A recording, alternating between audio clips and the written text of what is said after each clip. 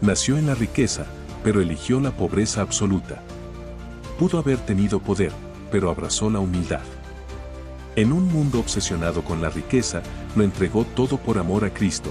Esta es la historia de Santa Clara de Asís, la ferviente seguidora de San Francisco, la virgen desafiante que desafió a emperadores y papas, y la mujer que fundó una orden que aún hoy vive en la pobreza extrema. Nacida en 1194 en una noble familia italiana, se esperaba que Clara tuviera un buen matrimonio. Pero su corazón ardía por algo más grande. Inspirada por el amor radical de San Francisco por Cristo, Clara emprendió una audaz huida el Domingo de Ramos de 1212. Huyó a la capilla de la Porciúncula, donde Francisco le cortó el cabello y la vistió con un sencillo hábito, marcando su total entrega a Dios. Clara y sus hermanas vivieron en extrema pobreza, dependiendo completamente de la limosna. Se las conoció como las damas pobres y más tarde, las clarisas. Cuando los invasores amenazaron a Asís, Clara, debilitada por la enfermedad, alzó el Santísimo Sacramento.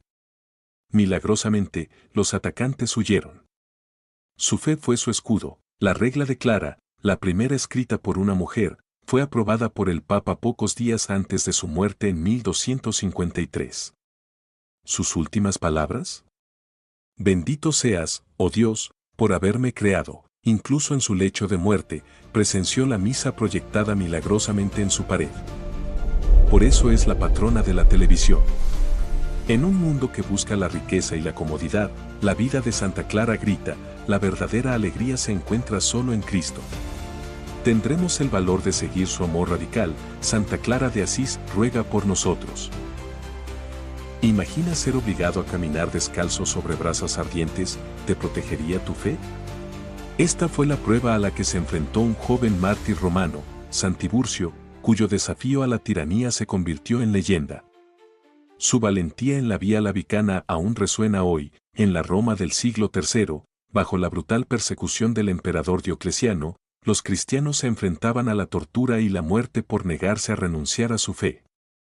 Entre ellos estaba Tiburcio, un joven noble que prefirió a Cristo a la comodidad. Nacido en una familia romana adinerada, se convirtió al cristianismo, se negó a sacrificar a dioses paganos, lo que lo llevó a ser arrestado, conocido por su milagrosa caminata sobre brasas ardientes.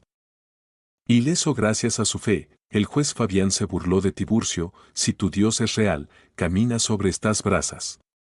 Lo que sucedió a continuación conmocionó a Roma. Tiburcio caminó descalzo sobre brasas ardientes, saliendo ileso. En lugar de convertirse, Fabián ordenó su ejecución, murió decapitado en la Vía Lavicana, uniéndose a otros mártires como San Sebastián. Hoy, San Tiburcio descansa en las catacumbas de San Sebastián, donde los peregrinos honran su sacrificio. Su historia nos recuerda, la verdadera fe vence incluso al fuego. ¿Tendríamos la valentía de San Tiburcio? En un mundo donde la fe aún se pone a prueba, su historia nos reta a mantenernos firmes. Comparte este video si crees que algunas verdades valen la pena morir por ellas. San Tiburcio ruega por nosotros. Era una mujer noble que lo tenía todo: riqueza, amor, una hermosa familia. Pero en un momento trágico, todo cambió.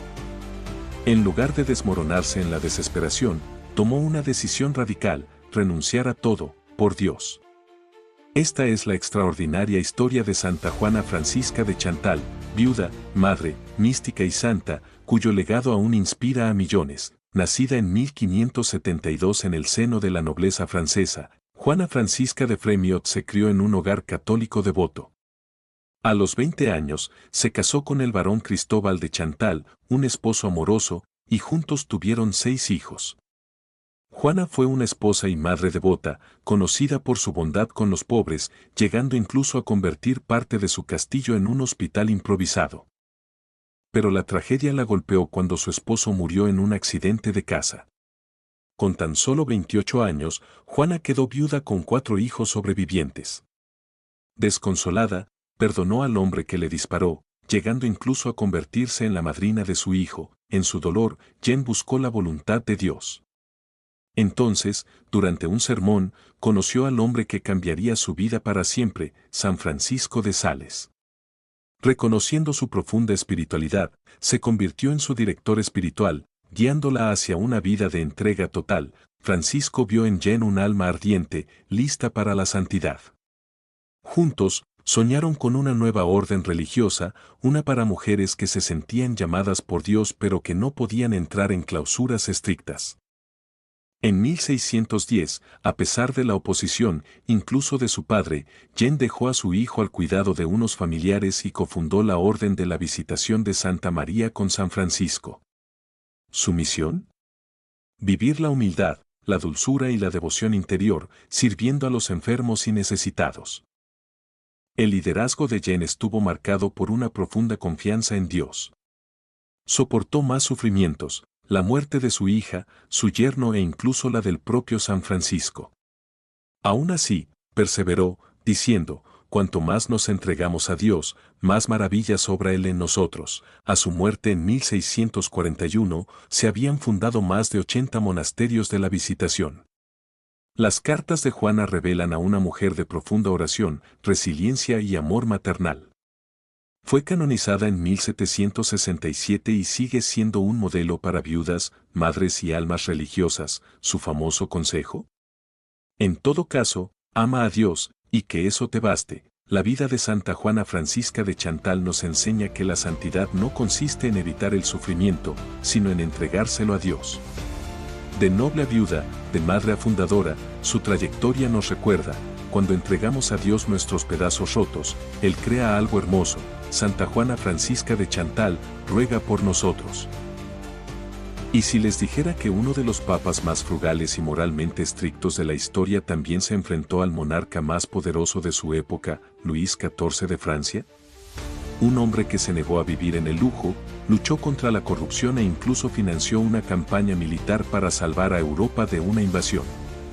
Esta es la historia jamás contada del Papa Inocencio XI, el Papa de corte protestante que reformó la Iglesia Católica y cambió la historia. Nacido en 1611 en Como, Italia, Benedetto Descalchi provenía de una acaudalada familia de comerciantes. Pero en lugar de buscar riquezas, eligió la Iglesia. Tras estudiar Derecho, ascendió rápidamente en la jerarquía. Conocido por su mente aguda e integridad inquebrantable, en 1676, tras un dramático cónclave, fue elegido papa, adoptando el nombre de Inocencio XI.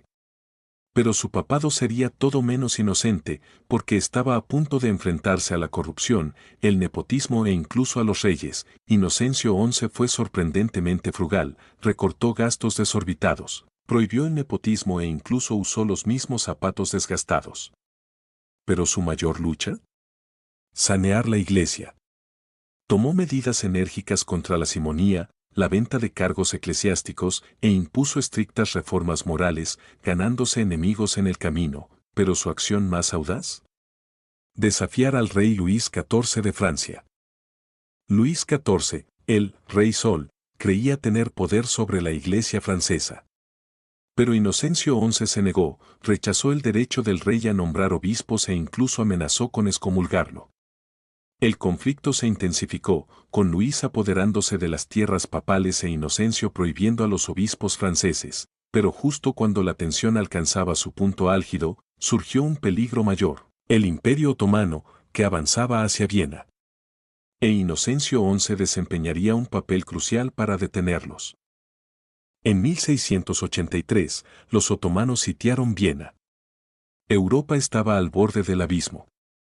Inocencio XI hizo lo impensable, financió una coalición de fuerzas católicas y protestantes, uniendo a antiguos enemigos bajo el mando del rey polaco Jan Sobieski. ¿El resultado? Una victoria contundente que salvó a la cristiandad. Algunos historiadores argumentan, sin Inocencio XI, Europa podría haber caído en manos de los otomanos. Inocencio XI murió en 1689, pero su legado perduró. Fue beatificado en 1956, un honor poco común para los papas. Sin embargo, su historia sigue siendo olvidada. Un papa que luchó contra reyes, reformó la Iglesia y ayudó a salvar Europa. ¿Fue Inocencio XI el último gran papa reformador antes de la era moderna? Un hombre que demostró que incluso en una época de monarcas absolutos, la valentía moral podía cambiar la historia. ¿Qué opinas? ¿Fue un santo, un político o ambos? Cuéntanos en los comentarios. Dos hombres.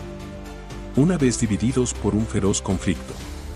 Ahora unidos en cadenas, enfrentando el mismo destino, el martirio. Esta es la increíble historia del Papa Ponciano e Hipólito, el sacerdote que una vez se opuso a él. ¿Cómo se convirtieron en hermanos en Cristo, enemigos jurados? ¿Y qué nos enseña su sacrificio hoy? A principios del siglo III, la Iglesia sufría persecución, pero las luchas internas eran igual de peligrosas. Hipólito, un brillante sacerdote y teólogo, acusó al Papa Ponciano de ser demasiado indulgente con los pecadores arrepentidos. Creía que la Iglesia necesitaba una disciplina más estricta. Tanto así que se dejó convertir en obispo rival, el primer antipapa de la Iglesia. Hipólito era un rigorista, mientras que Ponciano buscaba la misericordia y la unidad. Su conflicto reflejó las tensiones que aún persisten en la Iglesia hoy. Entonces, en el año 235 después de Cristo, el emperador Maximino Tracio desató una brutal persecución. Tanto Ponciano como Hipólito fueron arrestados y exiliados a las mortíferas minas de Cerdeña, una sentencia equivalente a la muerte, pero en el sufrimiento ocurrió algo milagroso. Ante la muerte, sus divisiones se disiparon. El Papa Ponciano, en un acto de humildad, renunció al papado para sanar el cisma. Hipólito, conmovido por el sacrificio de Ponciano, se reconcilió con la Iglesia antes de morir, debilitados por el duro trabajo. Ambos murieron por Cristo, Ponciano en el 235, Hipólito poco después. Sus cuerpos fueron llevados de vuelta a Roma, donde fueron venerados como mártires juntos. La Iglesia, una vez herida por su conflicto, ahora los honra juntos el 13 de agosto, un testimonio del poder del arrepentimiento y la unidad en Cristo. ¿Qué podemos aprender de estos dos santos?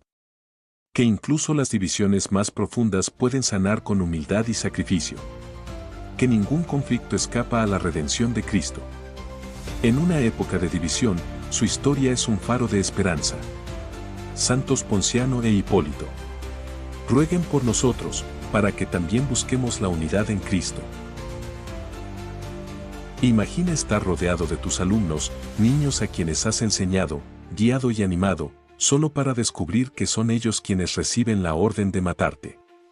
Esta es la escalofriante historia de San Casiano de Imola, un mártir cristiano cuya muerte no solo fue brutal, sino profundamente simbólica. Maestro por vocación, mártir por gracia y testigo de Cristo a través de la prueba suprema del amor. Su muerte plantea una pregunta: ¿puede un maestro llegar a ser santo por las mismas manos que una vez albergaron su confianza? San Casiano fue un maestro cristiano que vivió en el siglo III o IV. Durante el reinado de los emperadores romanos, cuando la persecución de los cristianos aún era común. Vivió en la ciudad de Imola, en el norte de Italia. A diferencia de muchos clérigos mártires de su época, Casiano no era obispo ni sacerdote, era un laico y educador, un maestro de escuela que enseñaba a los niños a leer, escribir y las verdades de la fe cristiana. Era conocido por su paciencia, disciplina y bondad, pero sobre todo, por su inquebrantable fe en Jesucristo. Cuando las autoridades romanas descubrieron su cristianismo, le ordenaron ofrecer sacrificios a los dioses paganos. Él se negó, pero su castigo no fue la rápida ejecución que muchos otros sufrieron, fue deliberadamente cruel y humillante. El juez, buscando burlarse tanto de su fe como de su profesión, condenó a Casiano a muerte, pero a manos de sus propios alumnos. A Casiano fue desnudado y atado a una estaca. Luego, a sus alumnos, niños y adolescentes, se les dieron estiletes de hierro, los instrumentos de escritura utilizados en las escuelas romanas para grabar letras en tablillas de cera. Uno a uno, se les ordenó apuñalar y torturar a su propio maestro, lenta y dolorosamente. Casiano no se defendió. No los maldijo. En cambio, aguantó, orando por fortaleza y perdonando a quienes lo traspasaron. La escena fue horrible, no solo por el dolor físico, sino por el tormento emocional y espiritual. Estas eran las mismas manos que había guiado en el aula, ahora se volvían contra él por el miedo y la crueldad de la autoridad pagana, pero Casiano se mantuvo firme, sin renunciar jamás a Cristo. Su última lección no fue dicha, sino vivida: perdonar, Sufrir por la justicia y permanecer fiel hasta la muerte, el martirio de San Casiano conmocionó a muchos. Aunque los perseguidores pensaron que se burlaban de la fe cristiana, en cambio elevaron a un humilde maestro a la santidad. Los cristianos de Imola pronto comenzaron a venerar su memoria. Su tumba se convirtió en un lugar de peregrinación y su historia se extendió por toda Italia y más allá. Para el siglo V se dedicaban iglesias en su nombre, incluso San Pedro Crisólogo, obispo de Rávena, elogió a Casiano en sus sermones, llamándolo un modelo de perseverancia cristiana. Posteriormente, artistas lo representaron atado a un poste, rodeado de jóvenes que sostenían punzones afilados, una imagen tan inquietante como inspiradora. La festividad de San Casiano se celebra el 13 de agosto y es considerado el santo patrón de maestros, estudiantes y taquígrafos. ¿Qué podemos aprender de la vida y la muerte de San Casiano? Su historia desafía nuestras ideas sobre la vocación, la valentía y el sufrimiento. No murió en el campo de batalla ni en una plaza pública, sino en el lugar donde dedicó su vida a la enseñanza, convirtiendo incluso su aula en un espacio de testimonio. Nos recuerda que la santidad no se limita al púlpito ni al altar. La santidad se encuentra en el trabajo diario de un cristiano fiel, incluso en el aula. Casiano también nos enseña sobre el perdón. Aunque sus asesinos fueron sus alumnos, eligió amar y perdonar, imitando la misericordia de Cristo. En un mundo que a menudo devalúa la educación, la paciencia y el sacrificio, Casiano se erige como un mártir de la verdad, un santo para los maestros y un testigo para todos los que nos esforzamos por vivir el Evangelio de forma cotidiana. San Casiano, maestro y mártir, ruega por todos los que enseñan, por todos los que sufren injustamente y por nosotros, para que podamos soportar, perdonar y permanecer fieles hasta el final. Imagínate renunciar a todo, no solo una vez, sino 2 veces, para seguir el susurro de Cristo en la Eucaristía. Dejarías atrás tu sueño. Por algo más grande que tú mismo, Peter Julian Eman nació el 4 de febrero de 1811 en el pequeño pueblo de la Mure de Isère, Francia. Desde niño, se sintió atraído por los misterios del altar. Una vez dijo, la Eucaristía es la prueba suprema del amor de Jesús. A pesar de su enfermedad crónica y la oposición de su padre, Peter persiguió su vocación. Ordenado sacerdote por primera vez en 1834 en la diócesis de Grenoble, pronto se unió a los padres maristas, atraído por su espiritualidad mariana. Pero en lo más profundo de su alma, algo más grande se agitaba. Comenzó a comprender que la Iglesia necesitaba un renacimiento, no solo en la devoción, sino también en la adoración. Imaginó una congregación completamente centrada en el Santísimo Sacramento. En 1856, tras una dolorosa separación de los maristas, el P. Mart fundó la Congregación del Santísimo Sacramento Sacramentini, dedicado a la adoración perpetua y a la evangelización eucarística. Posteriormente, fundó las Siervas del Santísimo Sacramento, una congregación femenina con la misma misión. Su vida estuvo marcada por la predicación incansable, las misiones eucarísticas y la promoción de la primera comunión para niños y la adoración eucarística para los laicos. Creía que la transformación de la sociedad comenzaba al pie del sagrario. Murió el 1 de agosto de 1868, exhausto por sus labores y santificado por el sufrimiento. En 1962, el Papa Juan XXIII lo declaró santo, llamándolo el apóstol de la Eucaristía. Hoy, el mundo aún anhela significado, esperanza, a Cristo. Y en cada sagrario, el Señor espera, en silencio y con humildad, como lo hizo en tiempos de San Pedro Julián. Pasarías una hora con él. San Pedro Julián Aymar, apóstol de la Eucaristía, ruega por nosotros, para que lo amemos como tú lo amaste, presente, real y vivo en el Santísimo Sacramento. ¿Qué harías si defender tu fe pudiera costarte la vida? Incluso siendo papa, en el siglo III, un hombre portó la tiara papal no solo como pastor, sino como guerrero de la verdad en medio de la persecución y la división. Esta es la valiente historia del Papa San Esteban I, quien se mantuvo firme en una época en la que la Iglesia se desangraba, tanto literal como espiritualmente. Nacido a principios del siglo XXI, Esteban era romano de nacimiento y diácono bajo el papado de Lucio I. Cuando Lucio murió en el año 254 después de Cristo, Esteban fue elegido obispo de Roma en una época en la que la Iglesia se enfrentaba no solo a amenazas externas del Imperio Romano, sino también a divisiones internas. Bajo el emperador Valeriano, la Iglesia fue perseguida. Obispos, sacerdotes y fieles fueron ejecutados. La vida del propio Papa Esteban corría peligro constante, pero continuó ordenando sacerdotes, enviando ayuda a los cristianos perseguidos y animando a los fieles a mantenerse firmes. Dirigió gran parte de la Iglesia desde cementerios subterráneos e iglesias domésticas ocultas, pero la mayor prueba para Esteban no provino de Roma, sino de dentro de la Iglesia. Surgió una gran controversia. Debían ser rebautizados los cristianos que habían recaído durante la persecución. Esteban se negó. Defendió firmemente la enseñanza de que el bautismo, una vez administrado válidamente, no podía repetirse. ¿Su oponente teológico? San Cipriano de Cartago. A pesar de la acalorada disputa, Esteban defendió la unidad y la tradición apostólica, incluso cuando esto corría el riesgo de fracturar las relaciones con otros obispos. El Papa Esteban I fue martirizado en el año 257 después de Cristo, posiblemente mientras celebraba la misa.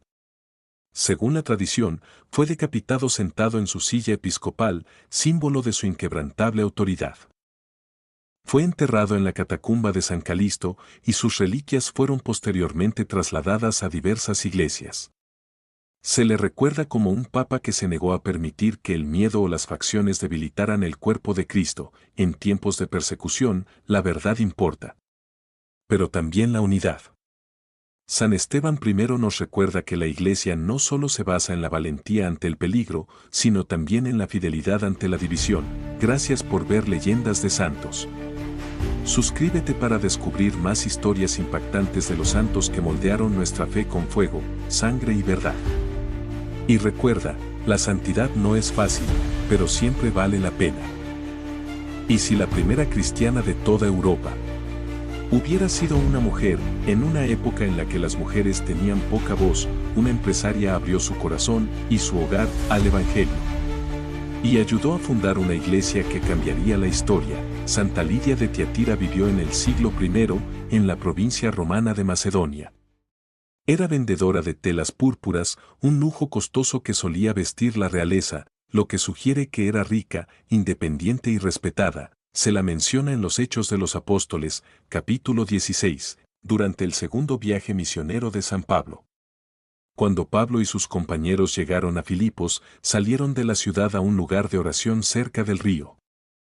Allí, entre un grupo de mujeres, estaba Lidia. Escuchó atentamente la predicación de Pablo y, como dicen las Escrituras, el Señor le abrió el corazón para que prestara atención a lo que Pablo decía. Movida por el Espíritu Santo, Lidia se convirtió en la primera conversa registrada al cristianismo en Europa, fue bautizada, junto con toda su familia, e inmediatamente ofreció hospitalidad a Pablo y sus compañeros. El hogar de Lidia se convirtió en uno de los primeros lugares de reunión cristiana en Filipos, una iglesia doméstica. Su fe era activa, generosa y valiente, aunque el Nuevo Testamento la menciona solo brevemente, su impacto fue profundo. Fue una figura fundamental en la iglesia primitiva en Europa, un modelo de fe, liderazgo y caridad. En una época dominada por emperadores y ejércitos, Lidia nos recuerda que el silencioso sí de un corazón abierto puede resonar a través de los continentes, desde una reunión de oración junto al río, hasta el nacimiento de la iglesia en Europa. Su fe fue la semilla de algo eterno. Santa Lidia, discípula de San Pablo, primera cristiana en Europa, ruega por nosotros. ¿Qué sucede cuando un simple cura rural se convierte en la peor pesadilla del diablo? En el tranquilo pueblo de Ars, Francia, un hombre humilde con apenas la educación suficiente para convertirse en sacerdote un día llevaría a miles al arrepentimiento. Luchó contra el diablo, dormía solo unas pocas horas por noche y pasaba hasta 16 horas en el confesionario, todos los días. Esta es la historia de San Juan María Vianney, el cura de Ars, patrón de los párrocos y santo de los pecadores. Juan María Vianney nació el 8 de mayo de 1786 en Dardilly, cerca de Lyon, Francia, en el seno de una familia campesina devota pero pobre. criado durante la Revolución Francesa, fue testigo de una época en la que los sacerdotes eran perseguidos y la misa se celebraba en secreto. A pesar de su limitada escolaridad y sus serias dificultades académicas, especialmente en latín, Juan se sintió llamado al sacerdocio. Muchos dudaban de su éxito. Pero con persistencia, oración y la ayuda de un mentor que lo apoyó, fue ordenado en 1815, a la edad de 29 años. En 1818, el padre Vianney fue enviado a Ars, un pequeño pueblo espiritualmente indiferente. A su llegada, muy pocos asistían a misa.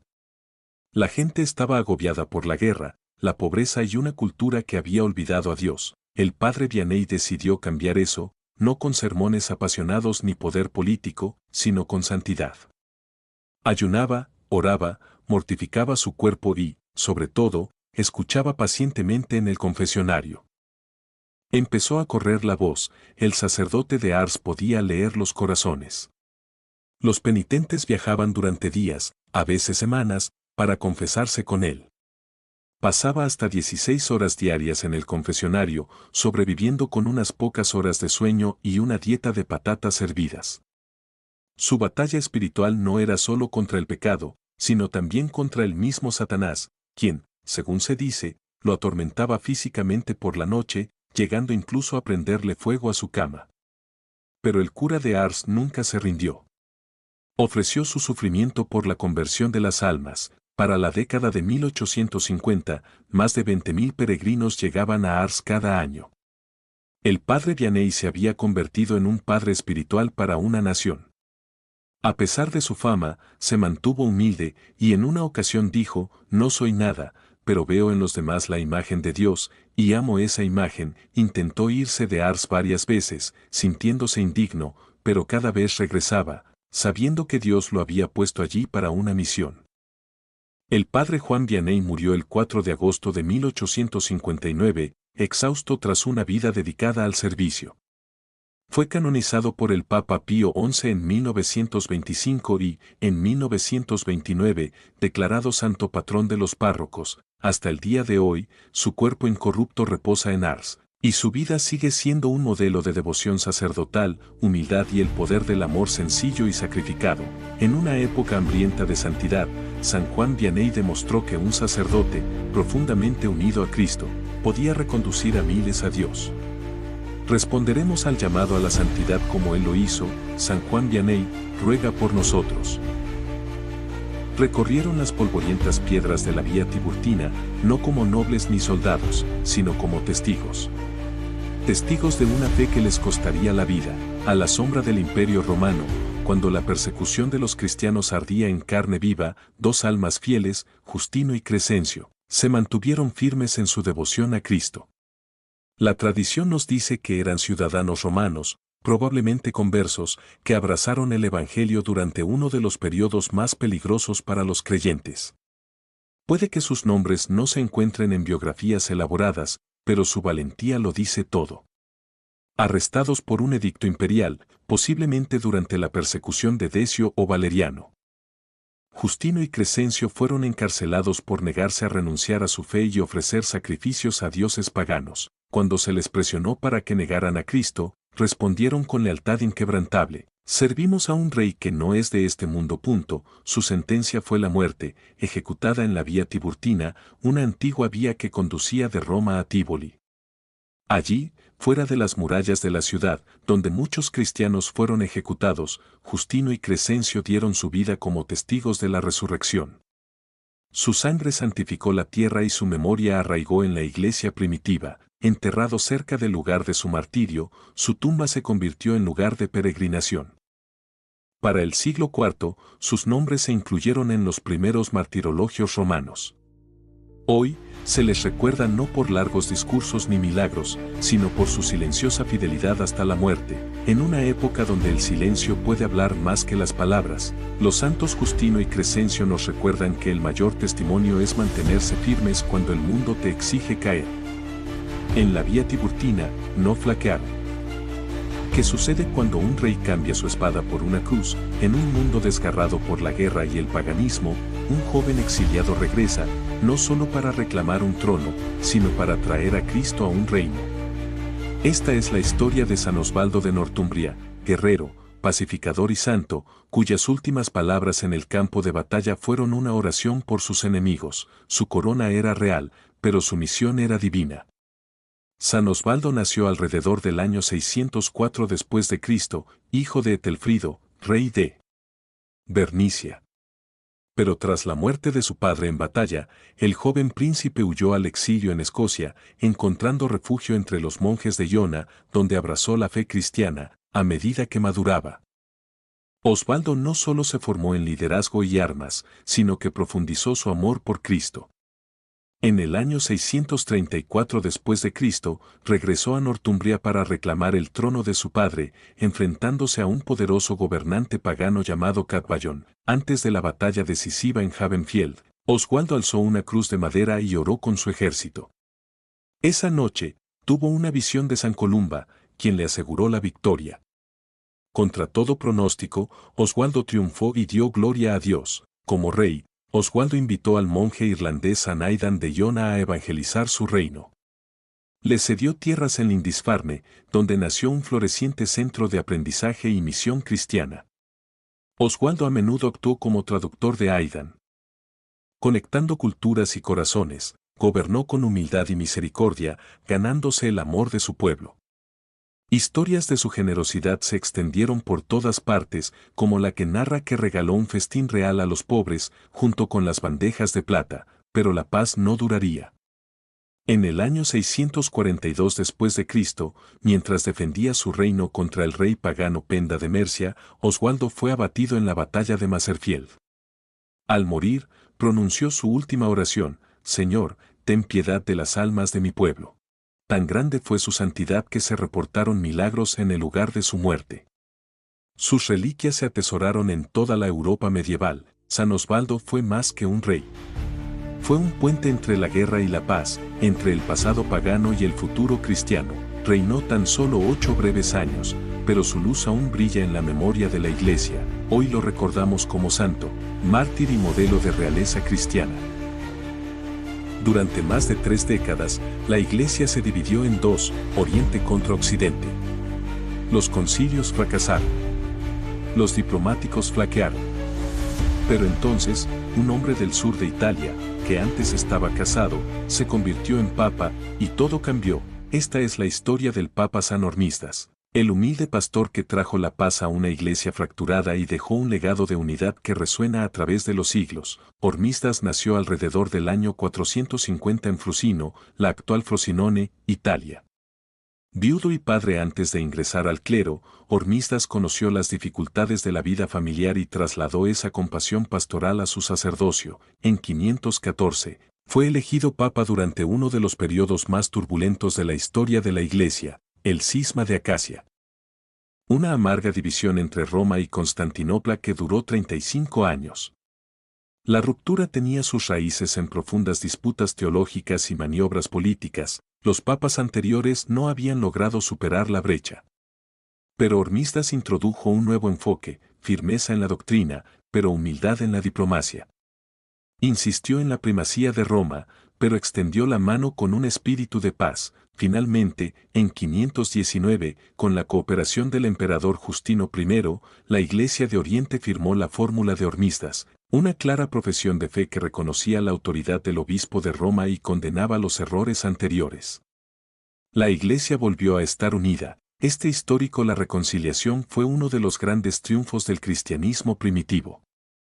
Hormisdas demostró al mundo que la unidad es posible cuando la verdad y la caridad van de la mano. Murió en paz en 523, dejando tras de sí no solo una iglesia sanada, sino un modelo de liderazgo papal marcado por la sabiduría, la valentía y una fe profunda. En una época donde la división a menudo parece inevitable, el legado del Papa San Hormisdas nos recuerda: la paz es posible cuando los líderes sirven con humildad y convicción. Gracias por ver nuestro video sobre la vida de San Hormisdas, San Osvaldo, Santos Justino y Crescencio, San Juan Vianney, Santa Lidia, San Esteban I y San Pedro Julián Eymar. Si disfrutaste aprendiendo sobre estos inspiradores santos, dale a me gusta, compártelo y suscríbete a Leyendas de Santos para más biografías de santos católicos, historia de la Iglesia y contenido inspirador. No te pierdas nuestros próximos videos sobre más santos y santas de Dios. ¿Qué harías si supieras que vienen los guardias y la muerte está a punto de ocurrir? En el año 258 después de Cristo, bajo la brutal persecución del emperador Valeriano, un humilde papa llamado Sixto II libró su última batalla, no con una espada, sino con una fe inquebrantable. Esta es la historia de un pastor, sus leales diáconos y un sacrificio que resonó a través de los siglos. El Papa Sixto II fue elegido obispo de Roma en una de las épocas más peligrosas para dirigir la Iglesia. Los cristianos se reunían en secreto. El imperio vigilaba cada movimiento.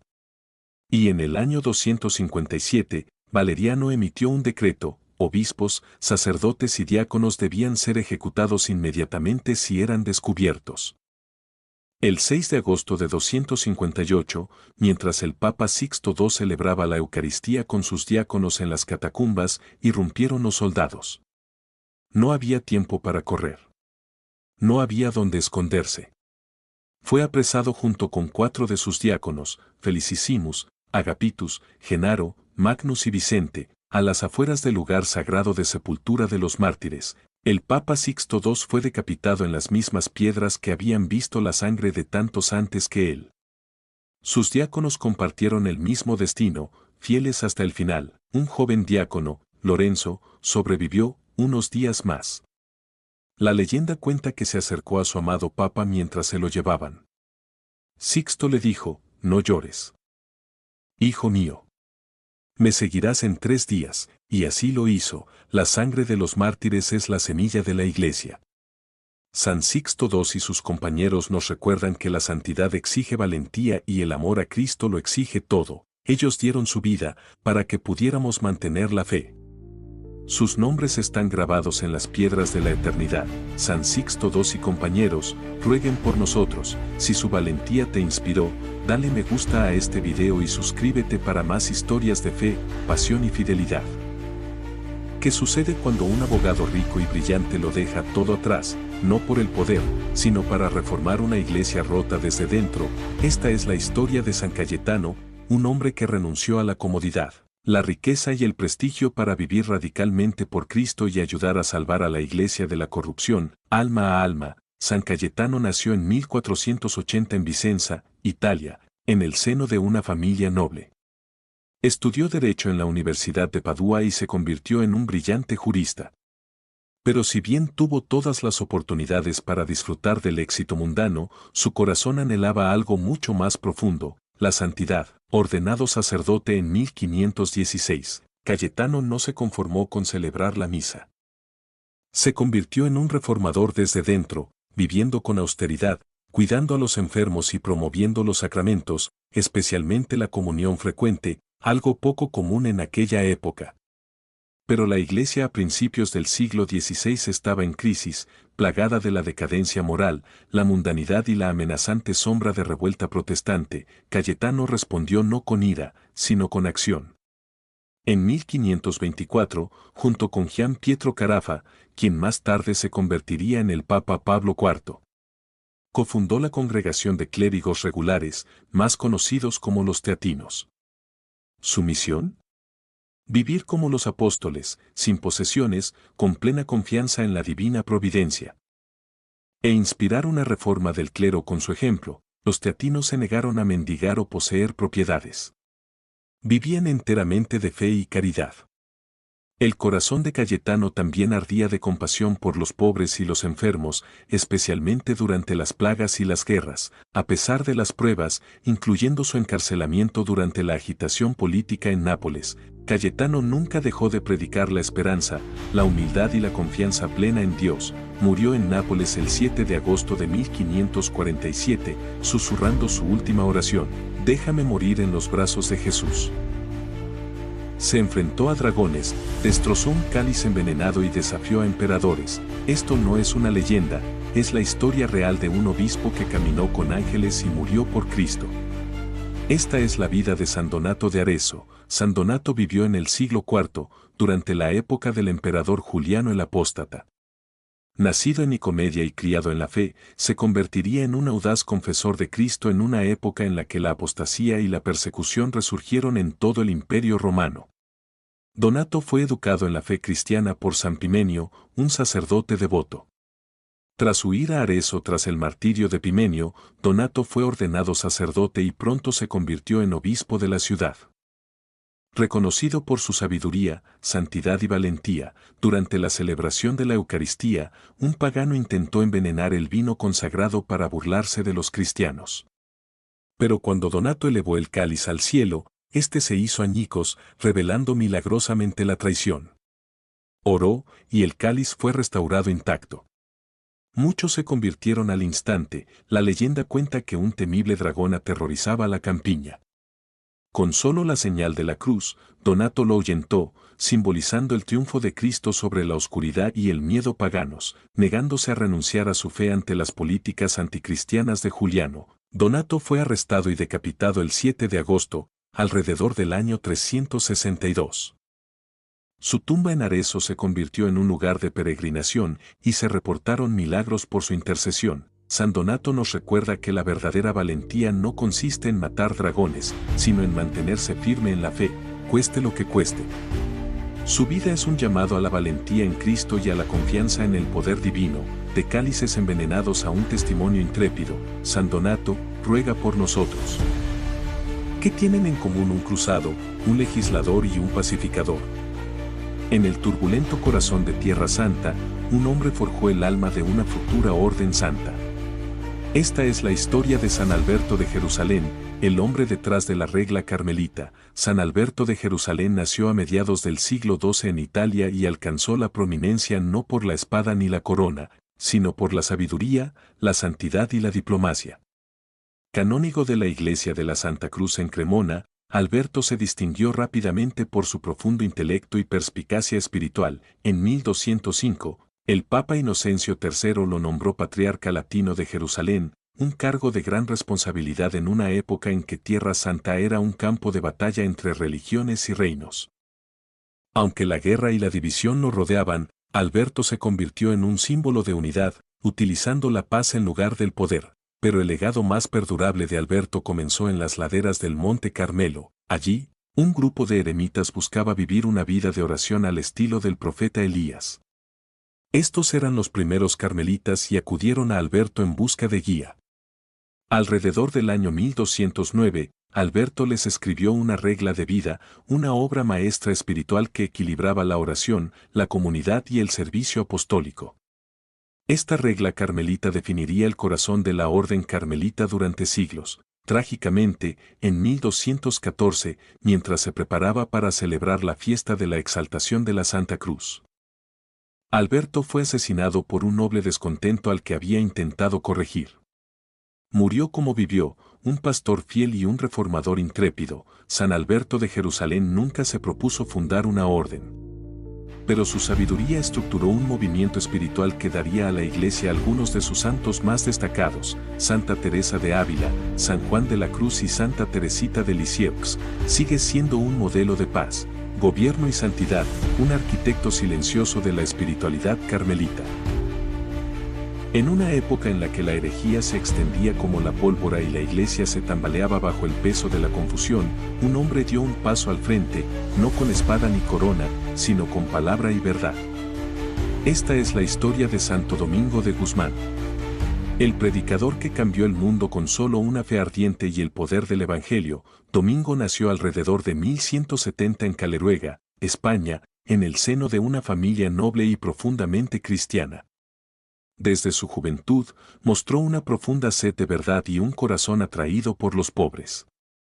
Vendió sus preciados libros para alimentar a los hambrientos durante una hambruna, priorizando las almas por encima de la erudición, como canónigo de Osma. Domingo viajó por el sur de Francia, donde se topó con la herejía cátara, un movimiento que predicaba un falso dualismo, negando la humanidad de Cristo y la autoridad de la Iglesia. Domingo no vio enemigos, sino ovejas descarriadas, y sabía que no regresarían por la fuerza, sino mediante la santa predicación. Domingo viajaba a pie, viviendo con sencillez, predicando con fuerza y debatiendo con claridad y caridad. Su celo se encendió, otros se unieron a él. En 1216, el Papa Honorio III aprobó formalmente la Orden de Predicadores, una hermandad dedicada al estudio, la pobreza y la predicación del Evangelio en la verdad. La tradición sostiene que la Santísima Virgen María le dio a Domingo el rosario como arma de oración contra la herejía y el pecado. Gracias a esta devoción y a su incansable predicación, sus hijos, los dominicos, se convirtieron en antorchas de luz en universidades, púlpitos y misiones de todo el mundo. El 6 de agosto de 1221, Santo Domingo murió en Bolonia, abrazado por el amor de sus hermanos. Sus últimas palabras fueron un llamado a la humildad, la unidad y la perseverancia. Fue canonizado tan solo 13 años después. ¿Su legado? Una orden mundial, una profunda devoción mariana y una iglesia reavivada por la verdad. En un mundo aún nublado por la confusión, la luz de Domingo brilla. Llevaremos, como él, la antorcha de la verdad. Predicaremos, no solo con palabras, sino con vidas consumidas por Cristo. 3 hombres, atados no por cadenas, sino por la fe, se enfrentaron al poder del Imperio Romano. Prefirieron la muerte a la negación, y sus nombres resuenan a través de los siglos: Ciriaco, Largo y Esmaragdo. ¿Quiénes eran y por qué lo dieron todo por Cristo? A finales del siglo III y principios del IV, el Imperio Romano era un lugar peligroso para los cristianos. Bajo el emperador Diocleciano, la persecución alcanzó su punto álgido. Fue durante esta época que 3 hombres fieles, Ciriaco, Largo y Esmaragdo, se alzaron para dar testimonio con sus vidas. Ciriaco, conocido como diácono de la Iglesia romana, servía a los pobres y consolaba a los encarcelados por su fe. Era profundamente respetado por su valentía y su devoción inquebrantable. Sus compañeros, Largo y Esmaragdo, también eran conocidos por su servicio y perseverancia. Cuando fueron arrestados por ayudar a prisioneros cristianos y negarse a sacrificar a dioses paganos, fueron sometidos a brutales torturas. Aún así, no se retractaron. Según la tradición, su fortaleza ante el sufrimiento inspiró a muchos a abrazar la fe. Finalmente fueron condenados y decapitados en la Vía Salaria, una vía que salía de Roma, donde tantos mártires derramaron su sangre. Sus reliquias fueron veneradas en Roma durante siglos y su memoria se conservó en la Martirologio romano. Su festividad se celebra el 8 de agosto, un recordatorio del precio del discipulado y de la corona de gloria que espera a quienes perseveran. Eligieron a Cristo por encima de la comodidad, la cruz por encima de las concesiones. Santo Ciriaco, Largo y Esmaragdo, mártires de Roma, rueguen por nosotros. Nació como filósofa judía, se hizo atea, se convirtió al catolicismo y murió como mártir carmelita en Auschwitz. Esta es la historia de una mujer que buscó incansablemente la verdad y la encontró en la cruz. Edith Stein nació el 12 de octubre de 1891 en una devota familia judía en Breslavia, Alemania. Muy inteligente e independiente, rechazó la fe a los 14 años y abrazó el ateísmo en busca de la razón pura, pero la razón por sí sola no podía satisfacer su sed de verdad. Mientras estudiaba con el gran Edmund Husserl, Edith conoció a pensadores cristianos y se sintió profundamente conmovida por la vida de Santa Teresa de Ávila. Una noche, leyó su autobiografía de principio a fin. Y al amanecer, proclamó: «Esta es la verdad». Atraída por el sufrimiento y el amor de Cristo, Edith se unió a las Carmelitas Descalzas en 1933, tomando el nombre de Teresa Benedicta de la Cruz. Pero las sombras del régimen nazi acechaban. Como monja de origen judío, se convirtió en blanco de persecución. En 1942, los nazis la arrestaron a ella y a su hermana Rosa de un convento en los Países Bajos. Días después, el 9 de agosto, Santa Teresa Benedicta de la Cruz murió en las cámaras de gas de Auschwitz, declarada copatrona de Europa por el Papa Juan Pablo II en 1999. Edith Stein, Santa Teresa Benedicta de la Cruz, se erige como un testimonio eminente de la fe, la razón y el amor sacrificatorio en un mundo desgarrado por el odio. Del silencio de Auschwitz surgió una voz que aún resuena en el alma de Europa: la verdad, el amor y el poder de la cruz. ¿Darías tu vida antes que traicionar tu fe, sabiendo que terminaría en una calzada romana olvidada?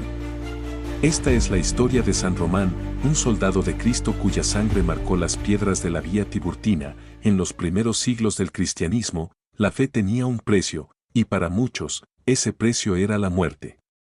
San Román fue una de esas almas valientes.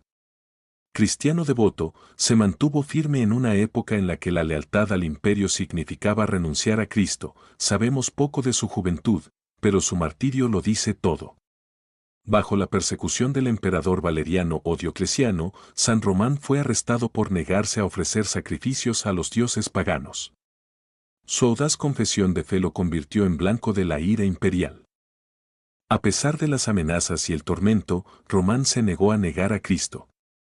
Por ello, fue condenado y ejecutado a lo largo de la vía Tiburtina, un largo camino que salía de Roma, a menudo manchado por la sangre de los mártires. Murió con una fe inquebrantable, uniéndose a las filas de los primeros héroes de la Iglesia. Su sepultura se convirtió en un lugar de veneración. El recuerdo de San Román perduró en la martirologios de la Iglesia, conmemorados cada 9 de agosto. En el silencio de la vía Tiburtina, el testimonio de San Román aún resuena, recordándonos que la verdadera fuerza reside en la fe inquebrantable. Le exigieron que entregara los tesoros de la Iglesia. Regresó con los pobres, los enfermos y los ciegos, y luego enfrentó el fuego con una sonrisa. ¿Quién era este intrépido diácono que desafió al Imperio Romano? En el corazón de la Roma del siglo III, cuando el cristianismo era proscrito y brutalmente perseguido, un joven diácono nacido en España llamado Lorenzo se alzó como un faro de valentía, caridad y fe inquebrantable. Nombrado uno de los 7 diáconos de Roma bajo el papado de Sixto II, el deber de Lorenzo era distribuir limosnas y cuidar de los pobres. Cuando el emperador Valeriano desató una feroz persecución en el año 258 después de Cristo, el Papa Sixto fue arrestado y ejecutado. No sin antes decirle a Lorenzo, me seguirás en 3 días, como se predijo, Lorenzo fue convocado por las autoridades romanas y se le ordenó entregar las riquezas de la Iglesia. Pero en lugar de oro y plata, reunió a los marginados, viudas, huérfanos y enfermos, presentándolos al prefecto con palabras audaces, estos son los verdaderos tesoros de la Iglesia. Indignado, el prefecto lo condenó a una muerte lenta y pública. Lorenzo fue atado a una parrilla sobre brasas. La leyenda cuenta que, en medio de la agonía, mantuvo el sentido común. Con humor, dice con una sonrisa, denme la vuelta. Ya no me queda nada por aquí. San Lorenzo fue martirizado el 10 de agosto del año 258 después de Cristo. Pero su gozosa valentía resuena a través de los siglos. Es el santo patrón de los diáconos, los pobres e incluso, irónicamente, los cocineros. Su valiente testimonio nos sigue inspirando a ver el verdadero tesoro de la Iglesia, Cristo vivo en los más pequeños. San Lorenzo, diácono y mártir, ruega por nosotros.